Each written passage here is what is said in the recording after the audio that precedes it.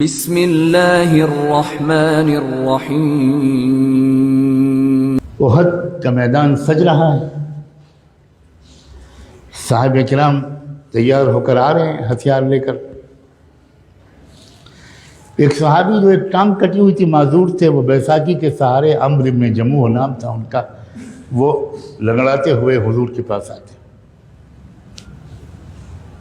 اللہ کے رسول مجھے قبول کر لیجیے۔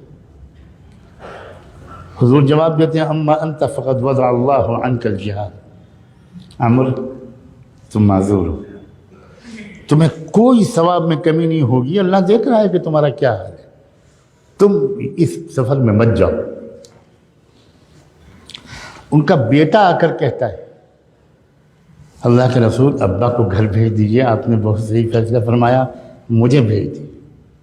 حضور نے کہا ٹھیک ہے تم جاؤ۔ اب ابن جموح بوڑھے اور لنگڑے رونے لگتے ہیں کہ اللہ کے رسول کیا غیرت میری گوارا کرے گی کہ میرا بیٹا جائے اور میں گھر پہ واپس بیٹھ جاؤں۔ حضور ایک تمنا ہے میری، قیامت کے میدان جب اللہ تعالیٰ بلا کر پوچھے گا کیا کر کے آئے ہو، تو میں کہوں گا کٹی ہوئی ٹانگ اور لنگڑے پیر کے ساتھ جہاد کر کے آیا۔ حضور نے یہ سنا اور کہا ٹھیک ہے جاؤ، اور وہ گئے اور شہید ہوئے۔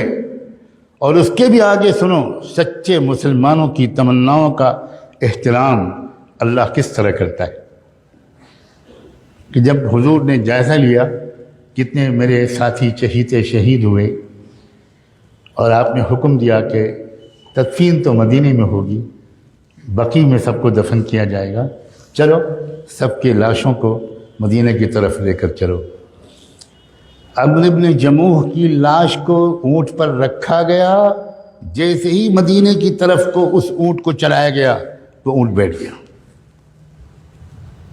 پھر اٹھایا اس کو، پھر مدینے کی طرف چلایا گیا، پھر بیٹھ گیا۔ جو صحابی اونٹ کو چلانے کی کوشش کر رہے تھے، انہوں نے اونٹ کو الٹے رخ پر کیا، احد کے رخ پر، تو چل پڑا، پھر اس کو رخ بدلا، مدینے کی طرف لے کر چلنے کی کوشش کی، پھر بیٹھ گیا۔